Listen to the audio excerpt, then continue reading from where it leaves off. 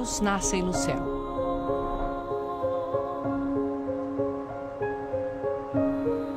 O Yangtze toca o chão em flocos de neve no alto do Himalaia, a maior cadeia de montanhas do planeta.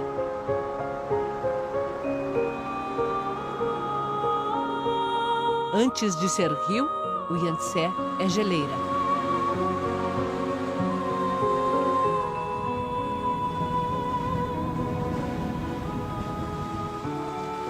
Na primavera se derrete em milhares de pequenos córregos que descem as montanhas.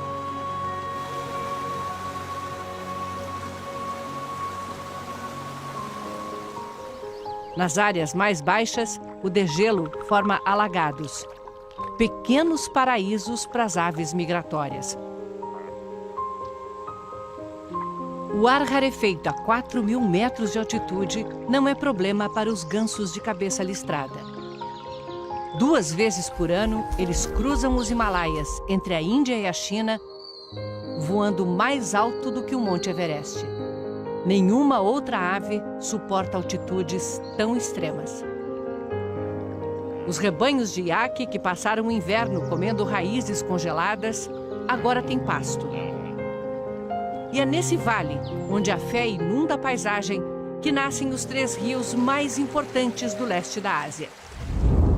O Amarelo corre para o norte da China. O Mekong passa por 5 outros países até desaguar no mar.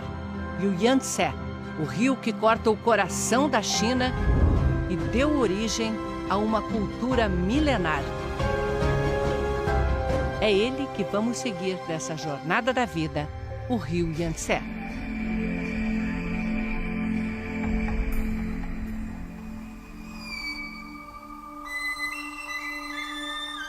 Estamos em Yushu, província de Qinghai, parte do antigo Tibete. No alto das montanhas, bandeirinhas de oração. Em cada uma está escrito um mantra. As palavras de Buda para serem levadas pelo vento. Nas paredes de pedra, os mantras são como guardiões desses vales de clima caprichoso, onde o tempo muda muito rápido.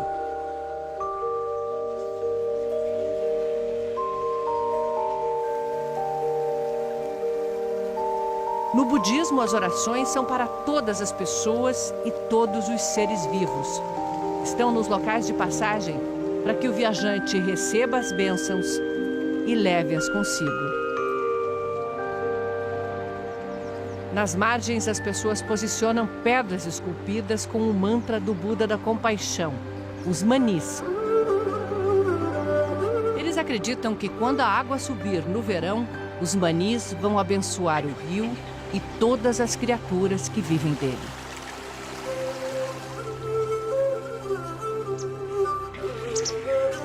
Este é o primeiro lugar onde o Yangtze já tem corpo de rio e vai ganhando mais volume a cada riacho de águas limpas que alcança suas margens. É preciso muita proteção para a vida dura no Himalaia. O dono da casa nos recebe na porta com a tradicional manta de boas-vindas.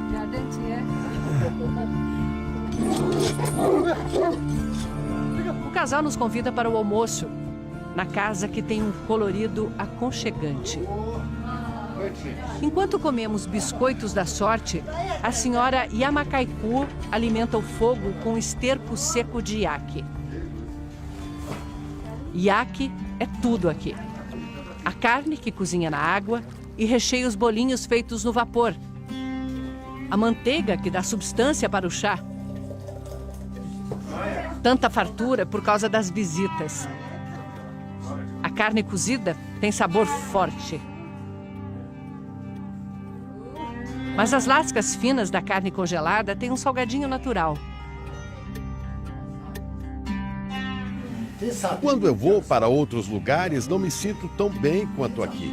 Eu gosto de morar perto do rio. Passei a minha vida toda aqui.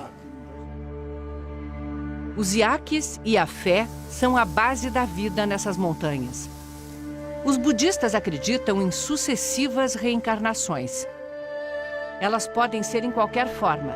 Outra pessoa ou mesmo um animal ou inseto.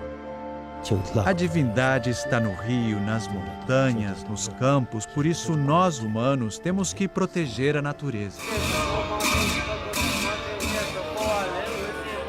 Tantos sinais de fé e não há sequer uma palavra para a religião na língua tibetana.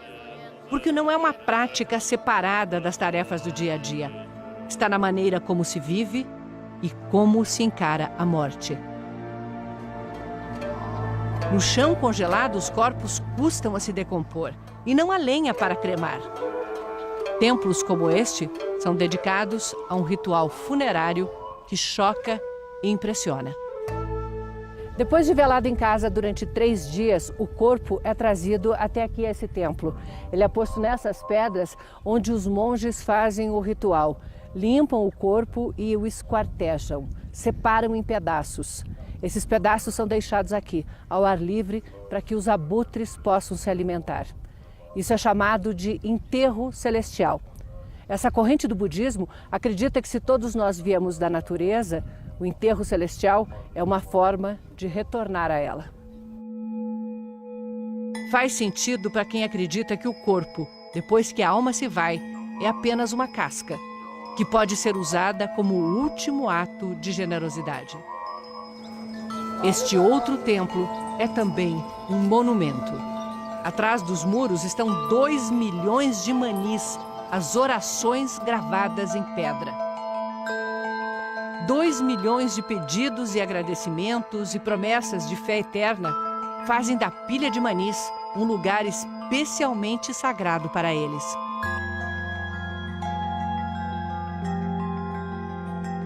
Os fiéis peregrinam ao redor do prédio, sempre em sentido horário.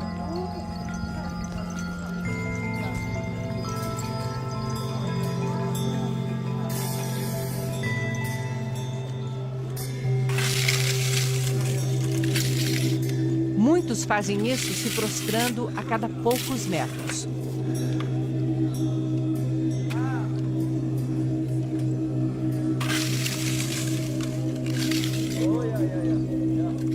Multiplicam as preces, girando mantras que levam nas mãos. Ou as centenas de rodas de oração que cercam o templo.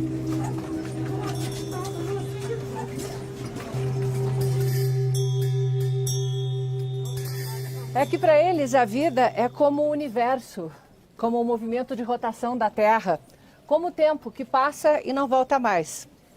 Não volta, mas carrega com ele o passado. É também como o rio, corre sempre na mesma direção e avança do passado para o futuro. Seguimos o Yangtze pelas montanhas até a província de Yunnan. Cidade antiga de Lijiang. Há 1000 anos era a principal parada no acesso sul da Rota da Seda. Os sinais da riqueza do período ainda são evidentes. Nos telhados tradicionais das casas de pátio interno, nas ruas onde os carros nunca conseguiram entrar. Cedinho, as mulheres da etnia Naxi preparam comida na rua. Bolinhos de batata e de tofu, o queijo de soja. E um molho de pimenta muito forte para esquentar amanhã. Por toda a cidade, água limpa do rio corre em canais milenares. E alimenta os poços da cidade antiga. São sempre 3. Os formatos variam, mas a lógica não. O primeiro poço recebe água limpa que todos podem pegar para beber.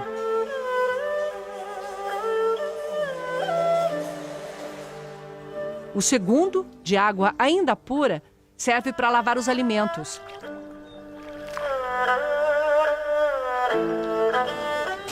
E só no terceiro pode-se lavar louça, roupa, utensílios.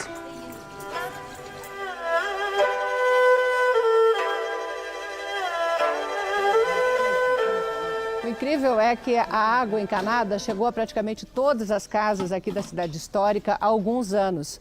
Só que essa é uma tradição de 8 séculos E as pessoas ainda confiam mais na água dos poços do que naquela que sai da torneira.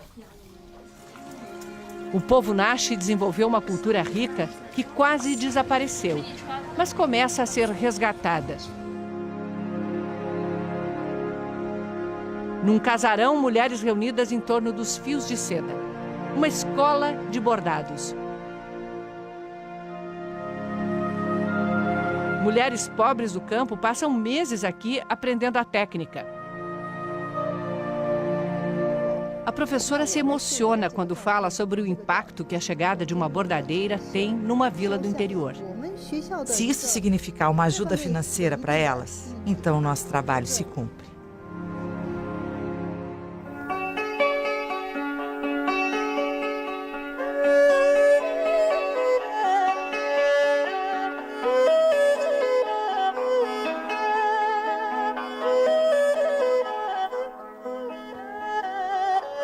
Quanto mais fino o fio, mais delicado o bordado. Uma linha como esta, ela é formada por duas partes. Eu consigo separar. Assim. Aqui temos duas. E é com essa linha, muito mais fina que um fio de cabelo, que Pin Pen cria pele, rostos, brilho nos olhos. Os bordados que já cobriram mantos de imperadores são objeto de desejo dos novos milionários da China. Muitos quadros chegam a custar mais de R$1 milhão.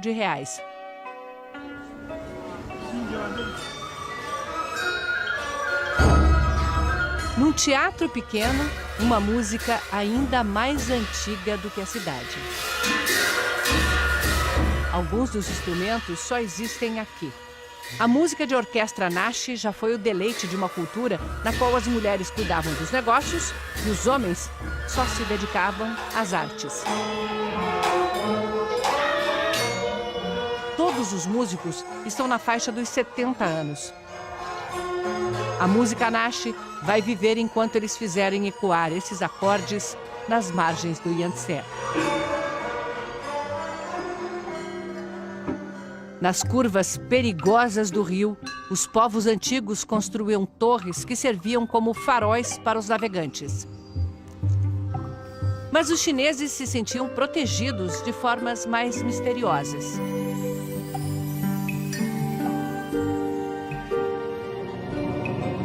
O Buda gigante de Leshan. Desde o século VIII, guarda viajantes na saída do principal afluente do Yangtze. A neblina constante na região ainda dá um ar mágico à imagem que nos chama à humildade. Só o pé tem 8 metros de altura. Esculpida em arenito rosa, chega aos 71 metros, quase o dobro do tamanho do Cristo Redentor. E resiste ao tempo por causa de um sofisticado sistema de drenagem, calhas por entre os cachinhos de cabelo, projeto do monge que idealizou a escultura. Até hoje, quem passa aqui presta homenagens a ele. Diz a lenda que o governante local ameaçou cegá-lo se ele não pagasse propina da obra. Em resposta, o monge furou os próprios olhos para provar sua virtude. Morreu pouco depois e a escultura levou 90 anos para ficar pronta. É um eterno símbolo anticorrupção. 1.200 anos depois, as águas revoltas que o Buda deveria domar estão calmas, mas graças a outras construções gigantescas.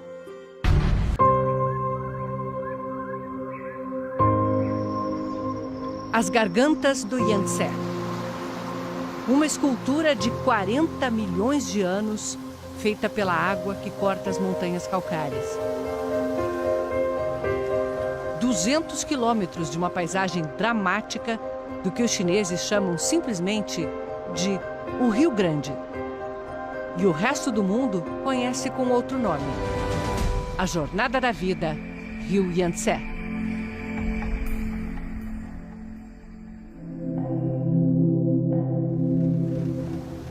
Nas Três Gargantas, espremido entre as montanhas, O Yangtze é o rio mais profundo do planeta.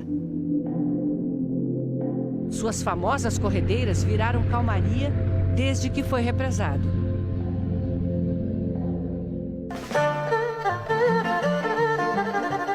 Chongqing, a primeira de uma série de megacidades banhadas pelo Yangtze. Até pouco tempo atrás, Chongqing era apenas uma grande cidade ribeirinha que dependia do rio para tudo. Do rio e dos Bang Bang, carregadores equilibristas. Lian Jianping botou 2 filhos na universidade, subindo e descendo escadas, levando nas costas cargas maiores do que o seu próprio peso. Ele nem reclama que os novos tempos tiraram clientes. A mudança foi grande, muito grande. A abertura foi boa e tivemos um bom desenvolvimento. Bom, Chongqing tem o maior crescimento econômico da China nos últimos 20 anos. A riqueza produzida dobra a cada 4 anos. Praticamente toda a cidade foi posta abaixo e reerguida num sem fim de arranha-céus para acomodar 18 milhões de moradores. Chongqing tem pressa. Viadutos e pontes que se cruzam e se confundem. 300 quilômetros de metrô, 100 deles em monotrilho suspenso.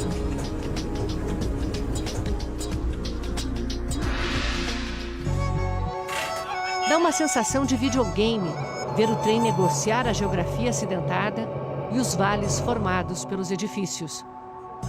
E quando não dá para desviar do prédio, a solução é passar por dentro dele. O 8º andar agora é uma estação do metrô. Em cima, mais 14 andares. Vamos lá, não é conveniente pegar o elevador e já estar na estação? E não faz barulho, tem pneus de borracha.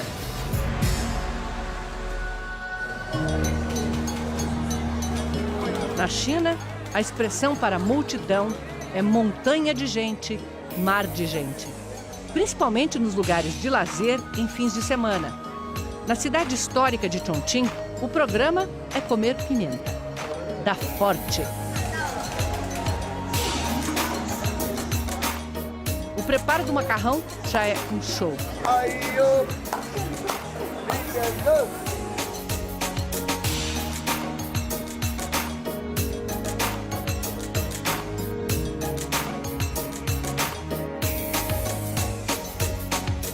O molho é feito com 2 pimentas. Uma arde, outra adormece a boca. É a melhor refeição que se pode ter num boteco chinês. Durante a Segunda Guerra, Chongqing foi a sede da resistência à invasão japonesa. Aqui, a quase 2.000 quilômetros do litoral, operavam os famosos Tigres Voadores, um esquadrão de pilotos americanos que defendeu as rotas de abastecimento da China e ajudou a conter as forças japonesas. Conseguiram. Os japoneses invadiram Xangai na boca do Yangtze em 1937, mas nunca conquistaram este ponto do rio.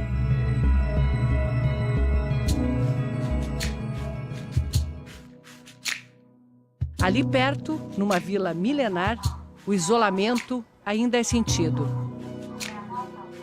Na rotina lenta dos moradores que preparam a antiga receita de amendoim com anis. Nas ruazinhas onde os séculos passaram, sem trazer impacto. Pois essa cidadezinha, durante a Segunda Guerra Mundial, foi um grande centro da cultura chinesa. Universidades inteiras se mudaram para cá, com alunos e professores, e continuaram as aulas normalmente. Até os tesouros da Cidade Proibida ficaram escondidos aqui, no coração da China, bem longe do litoral, que estava sendo bombardeado pelos japoneses. Domingo no parque. Chineses adoram atividades ao ar livre.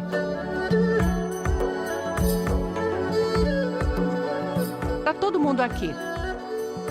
E cada um na sua. Uns dançam. Outros escrevem com água poemas que evaporam antes de se chegar ao último verso. tanta gente que um alarme avisa quando o nível de decibéis passa do suportável. Na casa de chá, o que acompanha uma xícara quentinha é limpar o ouvido. Assim, na frente de todo mundo. Eu tô com a sensação de que eu não devia estar fazendo isso.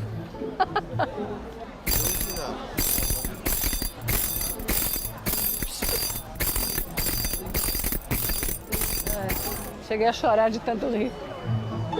Um relaxamento para me recompor e seguir viagem rio abaixo. O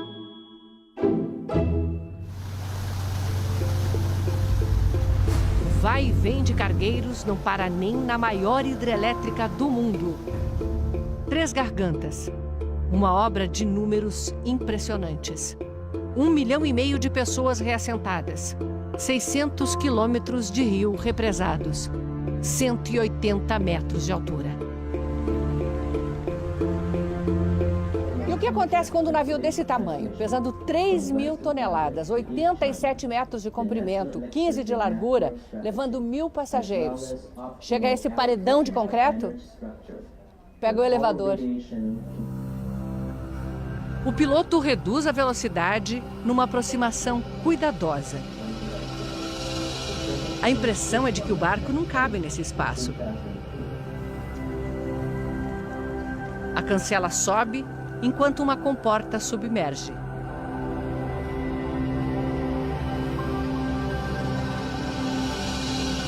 O barco avança 115 metros para dentro da estrutura.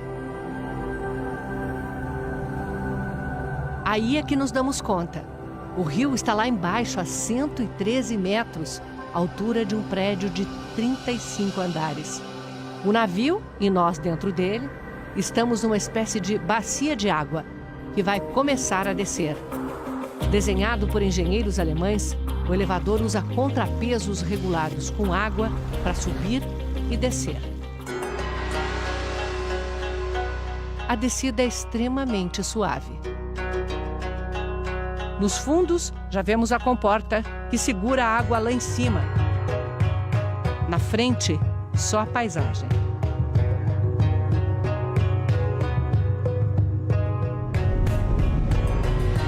Quando atingimos o nível do rio, a comporta se abre e saímos por um canal separado da vazão da usina.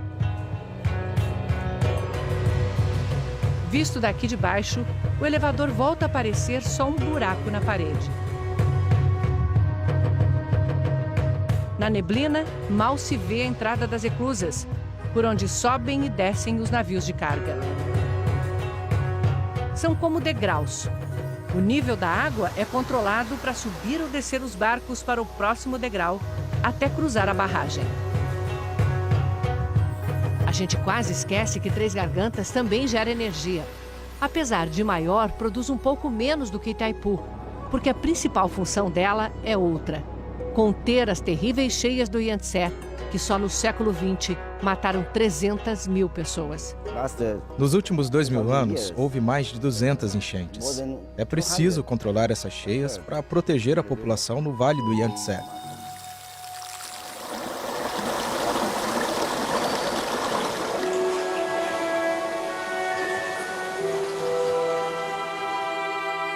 Entre tantas montanhas, uma ajudou a formar a alma do povo chinês. Wudanshan. Há 2.000 anos, um novo tipo de religião começou a tomar forma aqui: o taoísmo. O dia amanhece com as orações ritmadas.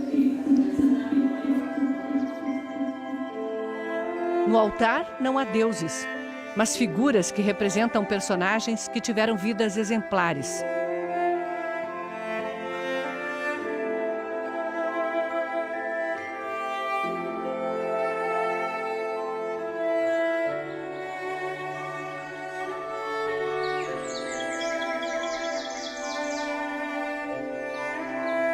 São dezenas de templos na Montanha Sagrada. Imensos conjuntos de construções escondidos pelas árvores. Encrustados nas pedras, colados nos abismos. O taoísmo começou como uma filosofia, uma série de conceitos de ética e de moral. Só que acabou incorporando as religiões pré-históricas da China. E aí se transformou também numa religião.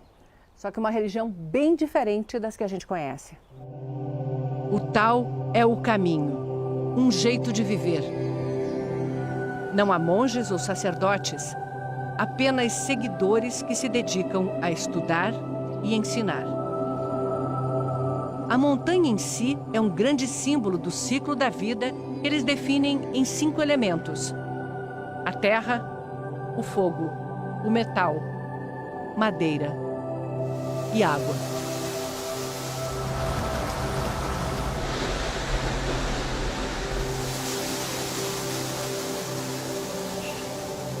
Bandos de macacos rezos, naturais da montanha, circulam pelos templos.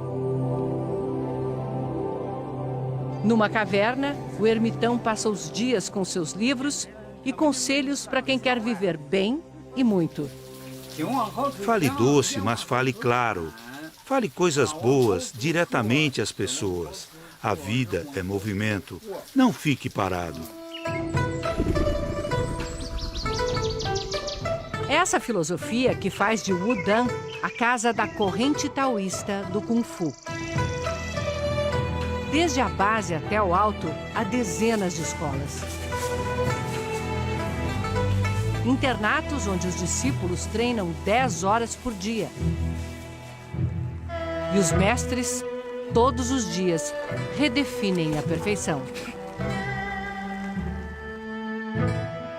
O Kung Fu de Wudang tem um estilo próprio. Inspirado nos movimentos de animais, até as armas são maleáveis.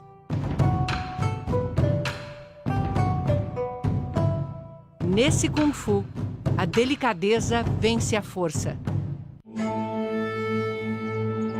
E faz nascer outra arte marcial, o Tai Chi Chuan. Os chineses chamam de poesia em movimento, que um monge taoísta desenvolveu aqui buscando saúde e longevidade. É a luta das sombras. Os movimentos representam o Yin e o Yang, um conceito taoísta de que há dualidade em tudo. O quente e o frio, o cheio e o vazio, o lento e o rápido. O oposto te define.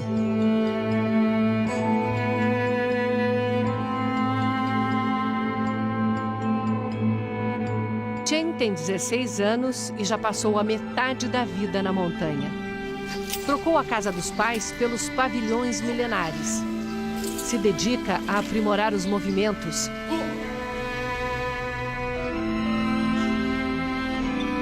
Mas sabe que a resposta pode estar no imenso desafio da quietude.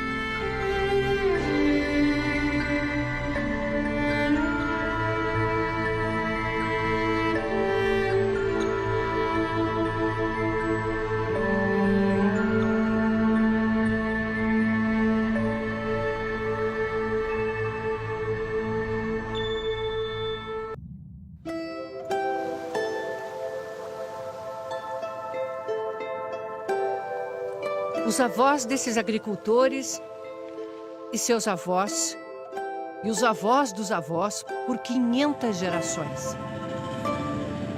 Há 12 mil anos, eles cultivam essa terra e irrigam com a água do Yangtze uma planta que fez a nação.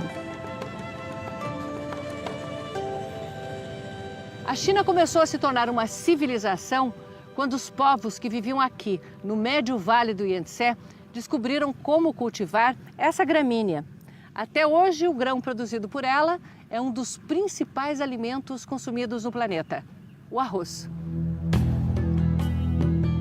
Estamos na província de Hubei, centro da China. Um novo sítio arqueológico acaba de ser encontrado. Os restos de uma fábrica de cerâmica de mais de 4 mil anos. Camponeses treinados fazem o trabalho de recuperação das peças. milhares e milhares delas.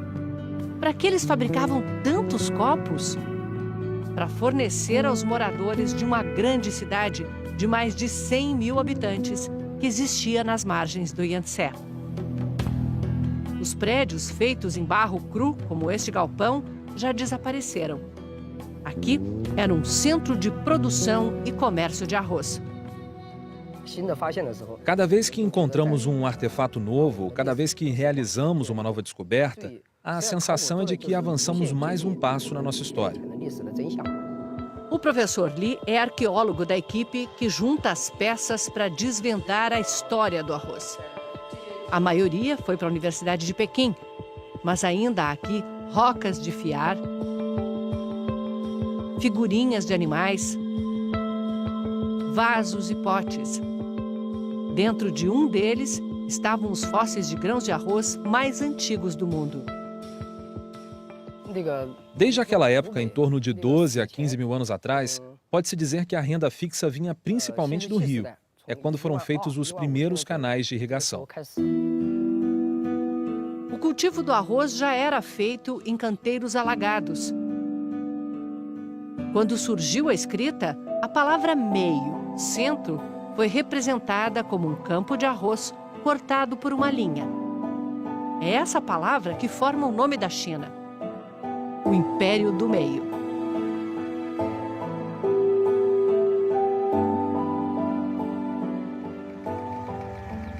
A Jornada da Vida, Rio Yangtze.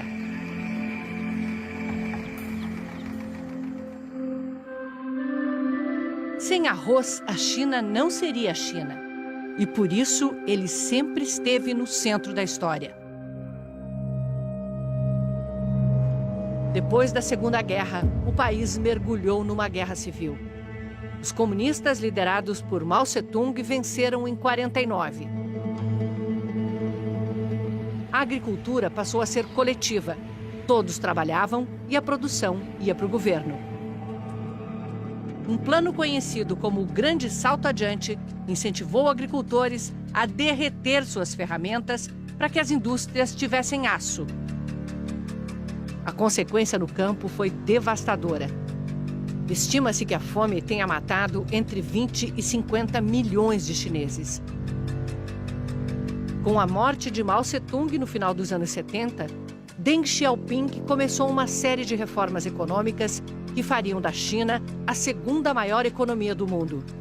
E foi com o arroz que tudo começou. Cada família passou a ter um terreno de pouco mais de 600 metros quadrados para plantar. Entregava uma cota ao governo e ficava com o resto. Estava instituído o lucro na China comunista. Em 40 anos, a produção de arroz cresceu 4,5 vezes. Não faltou mais comida. Não é possível comer arroz em todas as refeições, mas temos que comer pelo menos uma vez por dia. As famílias Xiao e Tan assumiram os lotes dos vizinhos que migraram para as cidades. Mesmo assim, a terra ainda é pouca, mas a produtividade é grande. As máquinas desenhadas para eles. Na micropropriedade, microtrator. Nossa semente agora é de boa qualidade e rende bem mais do que antes. Uma mesa posta na China é a amostra da fartura ofertada pelo Yangtze. Chegamos ao Baixo Vale. Aqui o rio alimenta uma infinidade de lagos e canais.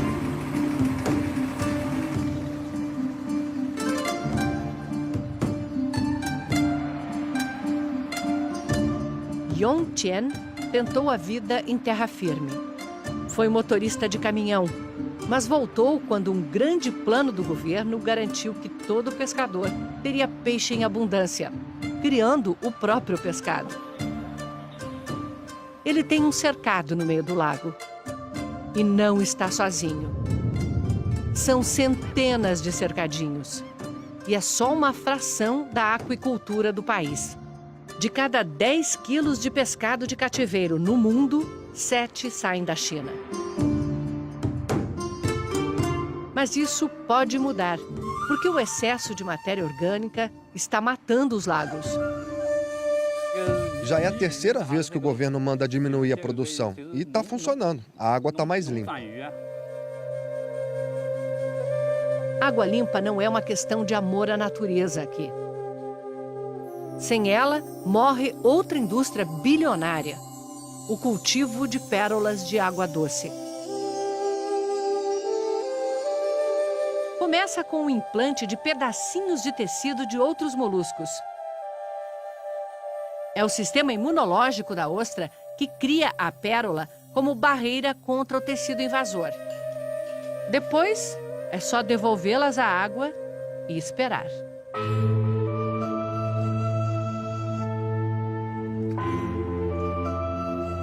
Acompanhamos o produtor Xin Yuan Ji num dia de colheita.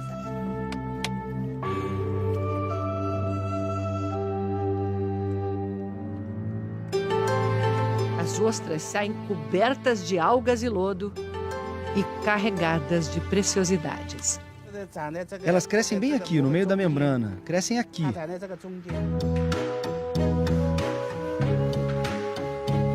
Olha o tanto de pérolas que está saindo daqui. E tem mais do outro lado. Essa é redonda, é boa, muito bonita. Essa tá bonitona, grandona. Catando as pérolas, ele já vai avaliando. Essa pode ser usada para fazer pingente, é muito rara.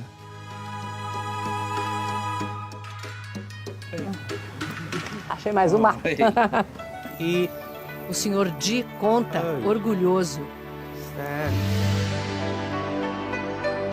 28 pérolas dentro de uma ostra só. Uma ostra cultivada durante 5 anos, 5 a 6 anos, tem praticamente um colar inteiro. Agora pense nisso em grande escala. Pérolas contadas não por colares, mas por toneladas, separadas por tamanho, brilho, cor. Transformadas em joias, vendidas em shoppings especializados. Exportadas rendem $1 bilhão por ano ao país. Com muito investimento em pesquisa, a qualidade fica cada vez melhor. São pérolas para as massas, um luxo que a classe média pode pagar.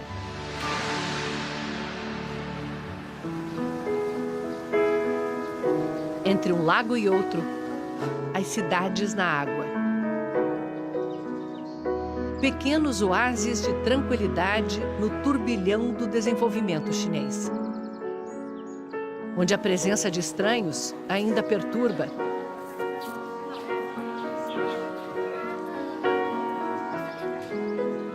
São muitas pequenas vilas espalhadas pelo delta do Yangtze. Lugares para se percorrer com calma.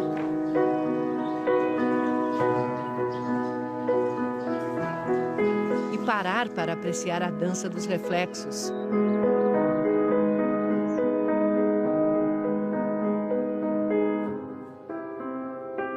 Pontes e casas que carregam 12 séculos de história. E jardins que, no tempo do Império, eram exclusivos dos ricos, hoje desfrutados por todos. Nesse cenário, nasceu a Ópera de Suzhou. Comecei a estudar ópera com 13, foram 6 anos de estudo.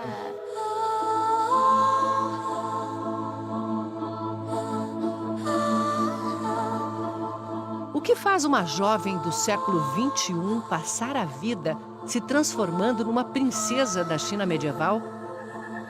Como posso explicar? A ópera é uma beleza. O figurino, os adornos de cabeça, a maquiagem, é tudo muito lindo.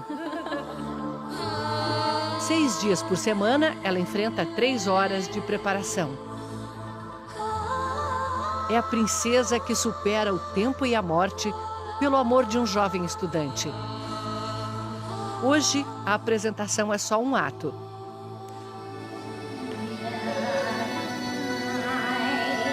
Ela passeia pelo jardim com sua ama, relembrando o amado.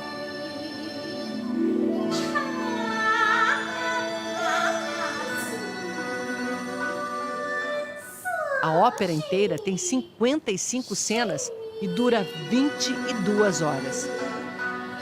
Era a novela da China antiga.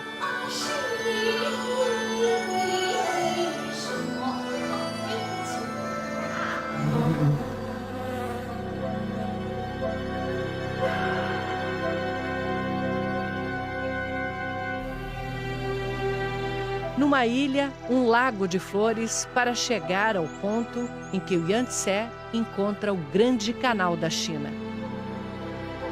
Uma obra tão impressionante quanto a famosa muralha no norte do país. Começou a ser construído no ano 400 a.C. e foi sendo ampliado por mais de 1000 anos. O canal começa em Hangzhou, ao sul, liga o Yangtze ao Rio Amarelo e segue até Pequim. O Grande Canal aparece nos relatos de Marco Polo, que teria sido o primeiro europeu com permissão para viajar pelo interior da China. Isso no século XIV.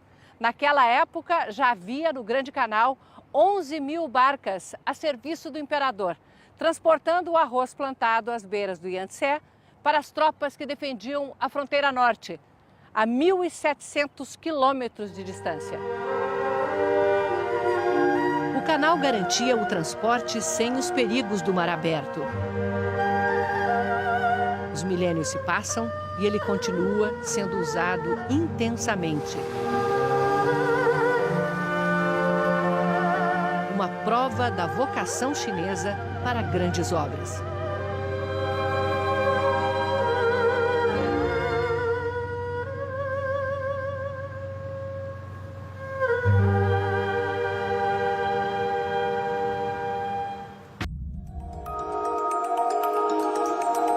Xangai, a cidade mais rica da China. O cartão de visitas do que o país quer ser no século XXI. Há poucos anos passou Tóquio e é a sede da maior região urbana do mundo, com 80 milhões de pessoas. A jornada da vida, Rio Yangtze.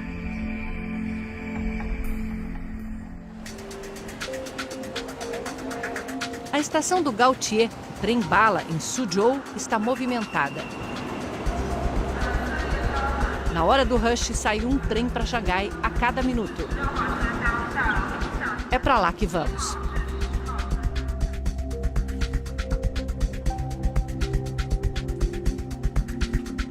É melhor acordar que a viagem é curta. 130 quilômetros em 22 minutos. Velocidade máxima de 350 por hora. Em 10 anos, a China construiu 26.000 quilômetros de linhas de trem-bala e chegará a 30.000 em 2020. Mas como constrói tão rápido? Com as mega máquinas. Essa é apelidada de monstro de ferro. 92 metros, 580 toneladas, 64 rodas. Instala novas seções de viadutos de estrada de ferro a cada poucas horas.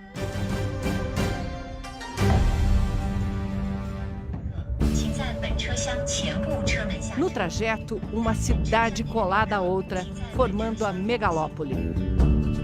Neste trecho há tanto movimento que são 2 linhas paralelas de trem-bala.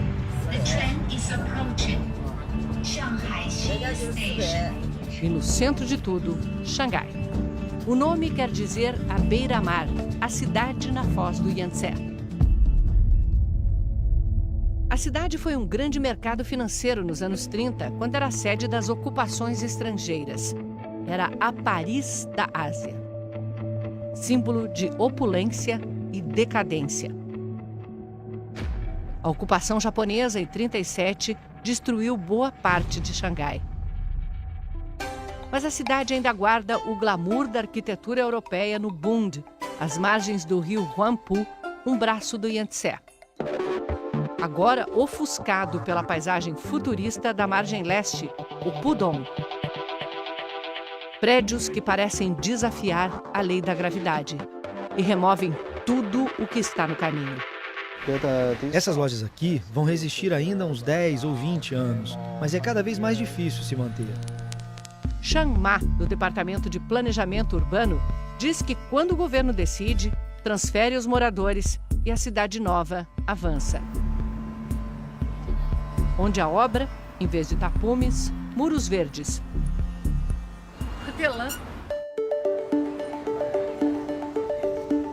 O comércio é vibrante. Há 15 anos, os chineses não conheciam cheque nem cartão de crédito. Agora pagam tudo pelo celular, que funciona como cartão de débito. Seja no quiosque da esquina ou nas grandes lojas de departamentos. O comércio online na China é o maior do mundo em mercadorias movimentadas, mas quer pegar também aquele cliente que gosta de ver e provar. Não tem nada mais chinês do que isso, é super tradicional. É o conceito chinês de comida fresca. A gente encontra esses tanques com peixes e frutos do mar vivos em praticamente todo lugar, seja nos restaurantes, nos mercados, nos supermercados. Só que isso é a única coisa convencional que a gente encontra nesse supermercado do futuro. Nos tanques, espécies nativas do Yangtze, agora criadas em cativeiro. O esturjão e as tartarugas de casco mole, quase extintos na natureza.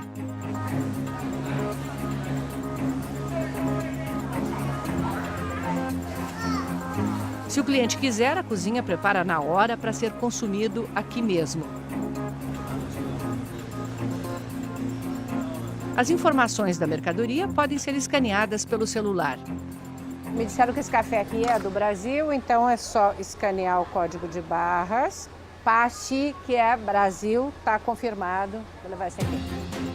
Você escolhe, põe na cesta e viaja pela loja. E as compras seguem direto para a entrega em sua casa, em menos de 1 hora. Nesta loja piloto, uma experiência de compra completamente diferente. Na entrada, você apresenta o celular e passa pela câmera de reconhecimento facial. Não tem nenhum funcionário. Somos observados por muitas câmeras, mas elas não estão preocupadas com furto. Tem software de inteligência artificial que estuda o comportamento do cliente. Um sorriso dá um desconto, um truque para aumentar o estoque de imagens e aprimorar o reconhecimento. Agora vem a parte mais fácil da compra. É só sair da loja. Porque quando a gente passa por esses sensores aqui, eles identificam os produtos que a gente está carregando. Aí a gente olha para a câmera, ela vê quem fez a compra e o valor total já é descontado direto da sua conta bancária. Reconhecimento facial está em toda parte na China. São 200 milhões de câmeras em todo o país. Impossível embarcar num trem ou avião sem ser observado, ou andar na rua. Nos lugares sensíveis, elas se multiplicam. Checam também as placas de carro, comportamento dos veículos, confrontando o conceito de que, ao enriquecer, a China ficaria mais democrática e aberta. A verdade é que o desenvolvimento econômico e as novas tecnologias estão ajudando o Partido Comunista a se perpetuar no poder. A China hoje está se tornando um grande estado de vigilância, um Big Brother com 1 bilhão e 400 milhões de participantes. E um governo que vê tudo e sabe tudo é um governo que controla tudo. Sem leis de proteção à privacidade, o governo dá às empresas acesso ao banco de dados com informações de toda a população. Big Data é o segredo da liderança chinesa nessa área. E ficou evidente há poucos meses quando um homem procurado pela polícia foi reconhecido num show em meio a 60 mil pessoas. A imagem dele foi checada em um banco de dados em menos de 0,0001 segundo. Por isso, ele foi encontrado tão facilmente. James Wong coordena uma equipe de 6 mil engenheiros que pesquisam inovações na maior empresa de câmeras de vigilância da China. Eles fazem uma demonstração do produto. Todo mundo que está ficando verdinho é porque foi reconhecido pelo sistema, porque eles estão no banco de dados, mas eu não estou, então eu continuo com esse quadrado vermelho no rosto. Mesmo assim, a câmera está identificando algumas coisas a meu respeito. Vamos ver o que é. Sabe que sou mulher e, depois de alguns minutos, acerta também a minha idade e altura. A A China abraça inovações tecnológicas e soluções baratas. Hoje a cidade tem 1,5 milhão de bicicletas de aplicativo. Elas fazem parte do sistema de transporte urbano, ligando distâncias de 1 ou 2 quilômetros até o metrô.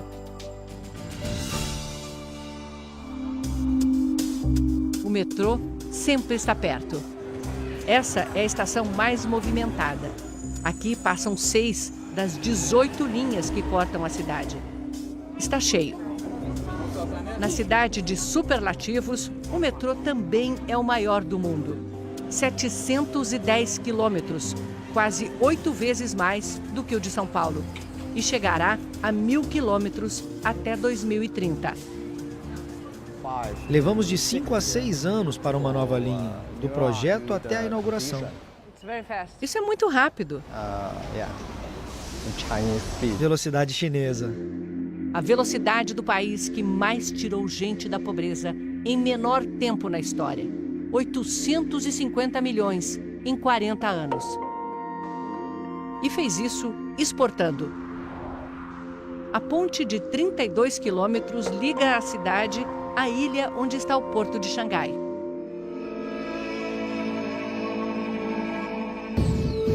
Não se surpreenda, também é o maior do mundo.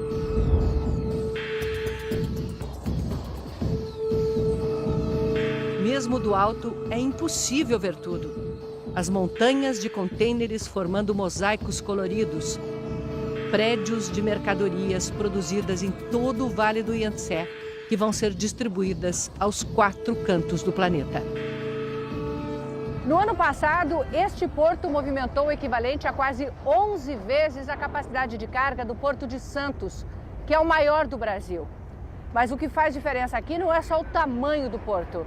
Ele usa alta tecnologia para ser também um dos mais eficientes do mundo. Da sala de controle, operadores garantem que tudo aconteça no tempo mais curto. Da chegada dos caminhões ao uso dos guindastes, alguns deles já robotizados. Nesse ritmo, a economia da China alcança a americana até 2030. Mas sabe que para isso precisa de tecnologia própria. Tecnologia é o caminho para ir, porque é a maldição dos países subdesenvolvidos exportar produtos baratos e importar produtos caros. Essa mudança é a mudança que a China está investindo em começar a produzir produtos de melhor qualidade, produtos que sejam mais competitivos ou até melhores do que os produtos que estão sendo feitos fora.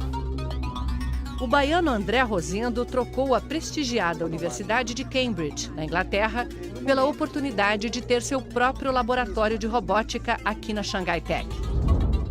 Um campus novinho em folha, voltado à inovação. Só tem alunos de pós-graduação. A China forma mais de 8 milhões de universitários por ano. E pensar que as universidades ficaram fechadas por uma década na Revolução Cultural, quando professores foram humilhados, torturados e mortos, porque o conhecimento era visto como um desvio da burguesia. Hoje, a China recruta professores no mundo inteiro, atraídos pela abundância de recursos. É muito dinheiro para pesquisa. É muito dinheiro. Aqui, nós podemos comprar uma máquina dessa sem realmente pensar 2 vezes. Na Xangai Tech, André desenvolve robôs diferentes.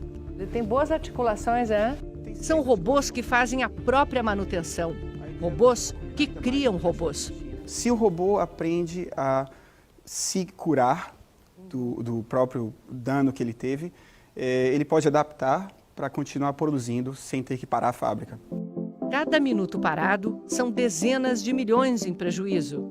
Robótica de alto nível. Robótica para iniciantes na sala de aula do ensino fundamental. A revolução econômica da China tem seu maior trunfo na educação. São 9 anos de ensino obrigatório.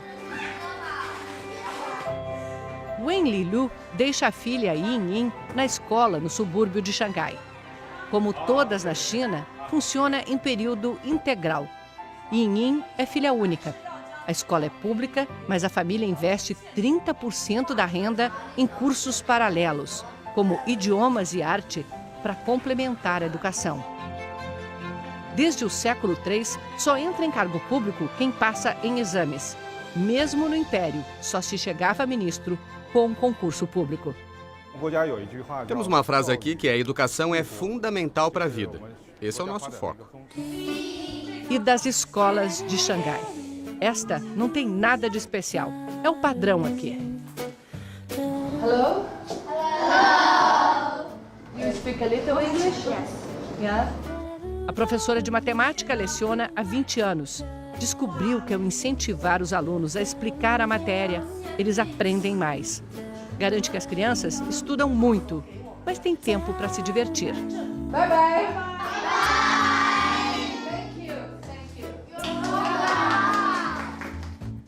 A diretora explica que a escola tem autonomia, mas precisa apresentar resultados. Temos uma avaliação mensal e semestral dos professores. O professor recebe pelo desempenho dele em sala de aula e pelo desempenho dos alunos. Aqui um estudante vai mais longe em menos tempo. Se Xangai fosse um país, teria a melhor educação do mundo. No fim do ensino fundamental, o desempenho em matemática, ciências e literatura de um xangainês é como se ele tivesse 4 anos e meio a mais de estudo do que um brasileiro da mesma idade.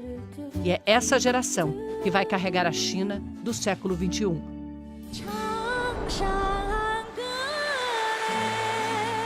Um país que avança para o futuro como o Yangtze desce do Himalaia, carregando o seu passado, crescendo e abrindo novos caminhos.